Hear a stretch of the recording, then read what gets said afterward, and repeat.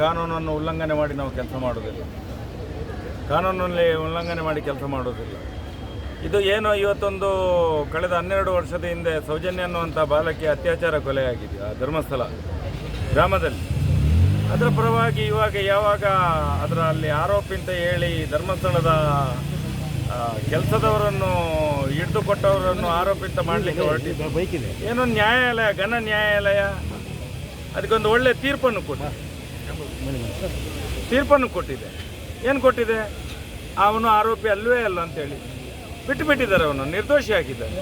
ಅದರ ಮೇಲೆ ಹೋರಾಟ ಪ್ರಾರಂಭ ಆಗಿದೆ. ಆರೋಪಿಗಳು ಯಾರು ಅಂತೇಳಿ ನಾವು ಆರೋಪಿಗಳು ಯಾರು ಅಂತ ಹೇಳಿ ಹೋರಾಟ ಮಾಡುವಾಗ ನಮ್ಮ ಮೇಲೆ ಗುಬ್ಬಿ ಮೇಲೆ ಬ್ರಹ್ಮಾಸ್ತ್ರ ಮಾಡ್ತಾ ಹೋದರೆ ಯಾರು ಅತ್ಯಾಚಾರಿಗಳಿದ್ದಾರೆ ಅವರನ್ನು ರಕ್ಷಣೆ ಮಾಡುವವರು, ಅದಕ್ಕೆ ನಾವೇನು ಬೀದಿಗಿಳಿದು ಹೋರಾಟ ಮಾಡಲಿಕ್ಕಿಲ್ವ? ಇದು ಬೇರೆ ಏನಿಲ್ಲ.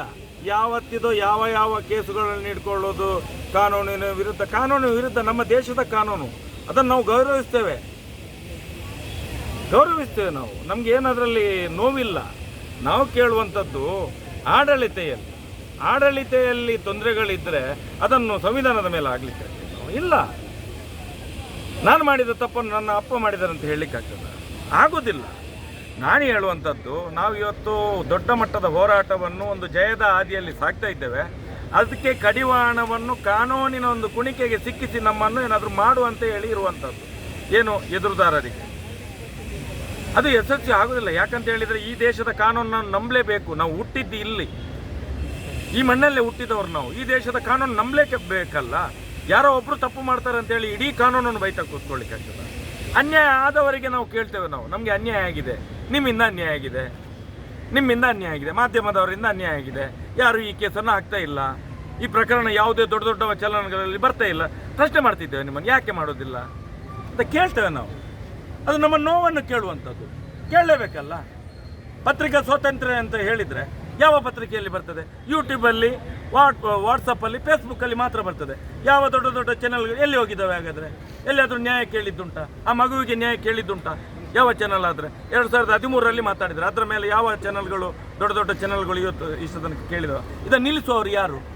ಕೋರ್ಟಲ್ಲಿ ಇತ್ಯರ್ಥ ಆಗಿದೆ ಅಲ್ಲ ಈಗ, ಅವನ ಆರೋಪಿ ಅಲ್ಲ ಅಂತೇಳಿ ಕೆಲವು ಮಾಧ್ಯಮಗಳು ಅದನ್ನು ಹೇಳ್ತಿದ್ದಾರೆ, ಅವನ ಆರೋಪಿ ಅಂತೇಳಿ. ಅದು ಹೇಗೆ ಹೇಳ್ತಾರೆ?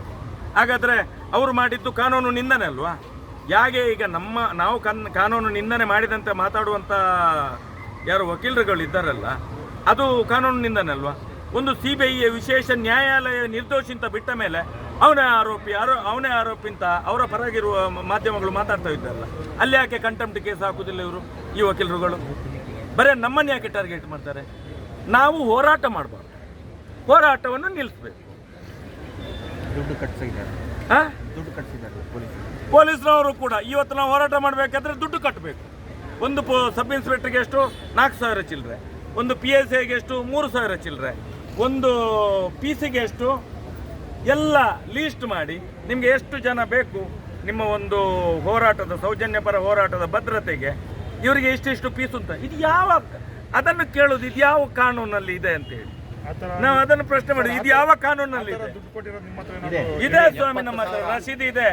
70,000 ಕೊಡಬೇಕು ಅಂತ ಹೇಳಿ ನಮ್ಮ ಸ್ಟೇಷನ್ನಲ್ಲಿ ಓದಿ ಹೇಳ್ತಾರೆ. ನಾನು ದಾಖಲೆ ಕೊಡಿ ಅಂತ ಹೇಳಿದರೆ ದಾಖಲೆ ಕೊಡ್ಲಿಕ್ಕೆ ಆಗೋದಿಲ್ಲ ನಿಮಗೆ. ಮೊನ್ನೆ ಒಂದು ಹೋರಾಟಕ್ಕೆ ಅದಕ್ಕೋಸ್ಕರವೇ ನಾವು 4 PC-ಯನ್ನು ತಗೊಂಡಿದ್ದೇವೆ.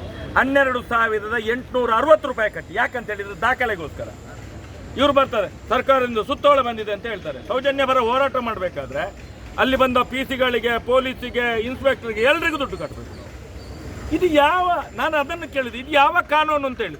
ಅದನ್ನು ಕೇಳಿದ ತಕ್ಷಣ ಸೌಜನ್ಯನ ಯಾರು ಪರ ಹೋರಾಟ ಮಾಡೋರು ಕೇಳಿದರೆ, ಸೌಜನ್ಯನ ವಿರೋಧಿಗಳು ಯಾರಿದ್ದಾರೋ ಅವ್ರು ತಂದು ನ್ಯಾಯಾಂಗದ ಬಗ್ಗೆ ನಿಂದನೆ ಮಾಡ್ತಾರೆ, ನ್ಯಾಯಾಂಗ ಇದು ಹೇಗೆ ನಿಂದನೆ ಆಗ್ತದೆ? ಈಗ ಎಲ್ಲಾದರೂ ಒಂದು ಸಾರ್ವಜನಿಕ ಹೋರಾಟಕ್ಕೆ ಒಂದು ಹೋರಾಟಗಾರರಿಂದ ದುಡ್ಡು ಕಲೆಕ್ಷನ್ ಮಾಡುವ ವ್ಯವಸ್ಥೆ ಇದೆಯಾ ದೇಶದಲ್ಲಿ? ನನಗೆ ಗೊತ್ತಿಲ್ಲ. ಅದು ಪೊಲೀಸ್ ಇಲಾಖೆಯಿಂದಲೇ ಕಲೆಕ್ಷನ್ ಮಾಡಿಸುವಂಥದ್ದು. ಹೇಳ್ತಾರೆ SP ಆರ್ಡರ್ ಮಾಡಿದ್ದು ಅಂತ ಹೇಳ್ತಾರೆ. ಯಾರು? ಸರ್ಕಲ್ ಇನ್ಸ್ಪೆಕ್ಟರ್ ಹೇಳ್ತಾರೆ, PSI ಹೇಳ್ತಾರೆ. ಸೌಜನ್ಯನ ಹೋರಾಟ ಮಾಡಬೇಕಾದ್ರೆ ಎಲ್ಲ ಬಂದೋಬಸ್ತಿಗೆ DRನವ್ರು ಬಂದರೆ ಅವ್ರಿಗೂ ದುಡ್ಡು ಕಟ್ಟಬೇಕು, PC-ಗಳಿಗೆ ದುಡ್ಡು ಕಟ್ಟಬೇಕು, PSIಗೆ ದುಡ್ಡು ಕಟ್ಟಬೇಕು, ಸರ್ಕಲ್ ಇನ್ಸ್ಪೆಕ್ಟರ್ಗೆ ದುಡ್ಡು ಕಟ್ಟಬೇಕು. ಅದು ಎಲ್ಲಿ? ಜಿಲ್ಲೆಯ ಡಿಸ್ಟಿಕ್ ಇದರಲ್ಲಿ ಹೋಗಿ DSPಗೆ ಕಟ್ಟಬೇಕು, ಚಾನಲ್ನ ಮುಖಾಂತರ ಕಟ್ಟಬೇಕು, ಚಲನ್ ಕಟ್ಟಬೇಕು. ಇದು ಎಂಥದ್ದು ಅಂತ ಕೇಳುವಂಥದ್ದು. ಹಾಗಾದ್ರೆ ಸಾಮಾಜಿಕ ಹೋರಾಟ ಇಲ್ವಾ? ಫಂಡಮೆಂಟಲ್ ರೈಟ್ ಅಂದರೆ ಏನು? ಸುಪ್ರೀಂ ಮಾಡಿದಂಥ ಆದೇಶ ಅಲ್ವಾ? ಜನಗಳಿಗೆ ಹಕ್ಕಿದೆ ನ್ಯಾಯ ಕೇಳೋದು. ಎಲ್ಲಿದೆ ಹಕ್ಕು? ಎಲ್ಲಿದೆ ಹಕ್ಕು ಅಂತ ಕೇಳುವಂಥದ್ದು. ಈ ಎಲ್ಲ ಘಟನೆಗಳಿಂದ ಟಾರ್ಗೆಟ್ ಅಷ್ಟೇ. ಟಾರ್ಗೆಟ್ ಏನು ಟಾರ್ಗೆಟ್ ಇಲ್ಲ. ನಾನು ಇವತ್ತು ಈಗಿಂದ ಸೌಜನ್ಯನ ಪ್ರಕರಣದಲ್ಲಿ ಇಲ್ಲ ಅಂತ ಹೇಳಿದರೆ ನಾಳೆಯಿಂದ ಕೇಸಿಲ್ಲ.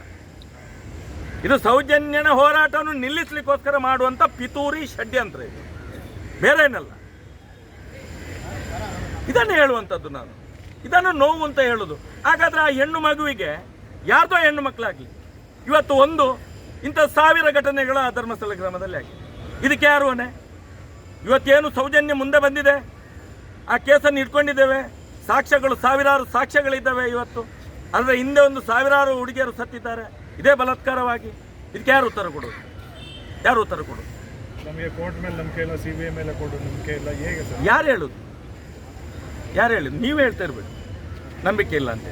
ನಮಗೆ ನಂಬಿಕೆ ಇದೆ, CBI ನಿಮಗೆ ನಂಬಿಕೆ ಇಲ್ಲ ಇರ್ಬೋದು, ನಿಮಗೆ ನಂಬಿಕೆ ಇಲ್ಲ ಇರ್ಬೋದು, ನಮಗೆ ನಂಬಿಕೆ ಇದೆ ರೀ. ನಮ್ಮ ದೇಶದ ಕಾನೂನು. CBI ಮೇಲೆ ನಂಬಿಕೆ ಇಲ್ಲ.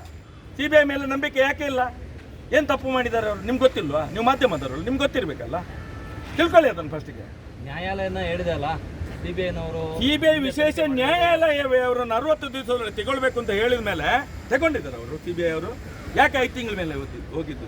ಇವರಿಗೆ ಮತ್ತು ಅತ್ಯಾಚಾರ ಮಾಡಿದವರಿಗೆ, ಅತ್ಯಾಚಾರ ರಕ್ಷಣೆ ಮಾಡುವವರಿಗೆ ಏನು ಸಂಬಂಧ? CBI ಅವರಿಗೆ ಮತ್ತು ಯಾಕೆ ಹೋಗೋದು? 5 ತಿಂಗಳ ಮೇಲೆ ಇವರು ಅಪೀಲ್ ಮಾಡಲಿಕ್ಕೆ ಹೋಗಿದ್ದು ಯಾಕೆ ಹೋಗಿದ್ದು ಸ್ವಾಮಿ? CBI ಕೂಡ ಭ್ರಷ್ಟಾಚಾರದಲ್ಲಿ ತೊಡಗಿಬಿಟ್ಟಿದೆ. ಭ್ರಷ್ಟಾಚಾರ ತೊಡಗಿದ್ದಾರೆ ಗೊತ್ತಾಗೋದಿಲ್ಲ ನಿಮಗೆ? ನೀವು ಮಾಧ್ಯಮದವರು ಇದ್ದೀರಿ ಸ್ವಾಮಿ, ನೀವು ಅದನ್ನು ಅರ್ಥ ಮಾಡ್ಕೊಳ್ಬೇಕು. ನಮ್ಮ ಜಡ್ಜ್ಮೆಂಟ್ ಓದಿ ಸ್ವಾಮಿ. ನೀವು ನಮ್ಮನ್ನು ಇಕ್ಕಟ್ಟಿನಲ್ಲಿ ಸಿಲುಕಿಸುವಂತ ಕೆಲಸ ಮಾಡಬೇಡಿ. ಇಂಥದ್ದನ್ನೇ ಮಾತಾಡಿ ಇಂಥ ಕೆಲವು ವಕೀಲರು ಅವ್ರ ಜೊತೆ ಸೇರಿಕೊಂಡು ನಮ್ಮ ಮೇಲೆ ಇದು ಮಾಡಲಿಕ್ಕೆ ಕಂಟೆಂಪ್ಟು ಮಾಡಲಿಕ್ಕೆ ಹೊರಟದ್ದು ಇದೆಲ್ಲ ನಡೆಯುವುದಿಲ್ಲ. ಒಂದು ಎಷ್ಟು ಜನರ ಕಣ್ಣಿಗೆ ಮಣ್ಣು ಹಾಕ್ಬೋದು? ಮಹೇಶ್ ಶೆಟ್ಟಿಯ ಕಣ್ಣಿಗೆ ಮಣ್ಣು ಹಾಕ್ಬೋದು, ಇಲ್ಲಿ ಇದ್ದವರೆಲ್ಲರ ಕಣ್ಣಿಗೆ ಮಣ್ಣು ಹಾಕ್ಲಿಕ್ಕೆ ಆಗೋದಿಲ್ಲ. ಇದು ಸತ್ಯ ಇರುವಂಥದ್ದು, ಗೊತ್ತಾಯ್ತಲ್ಲ? ಇದನ್ನೇ ಹೇಳುವಂಥದ್ದು. ಇದನ್ನ ಎಲ್ಲಿವರೆಗೂ ಸರ್ ಏಕಾಂಗಿ ಅಲ್ಲ ಸರ್. ಇವತ್ತು ಲಕ್ಷಗಟ್ಟಲೆ ಕೋಟಿಗಟ್ಟಲೆ ಜನ ಇದ್ದಾರೆ ನಮ್ಮ ಹಿಂದ್ಗಡೆ. ಯಾಕೆ ಏಕಾಂಗಿ ಅಂತ ಹೇಳ್ತೀವಿ? ಎಷ್ಟು ಸಂಘಟನೆಗಳಿದ್ದಾವೆ, ಎಷ್ಟು ಲಾಯರ್ಸ್ಗಳಿದ್ದಾರೆ, ಎಷ್ಟು ದೊಡ್ಡ ಸಮಾಜ ಇದೆ ನಮ್ಮ ಹಿಂದೆ ಇದೆ. ಅದರಿಂದ ಹೋರಾಟ ಮಾಡ್ತಿದ್ದು ನಾವು.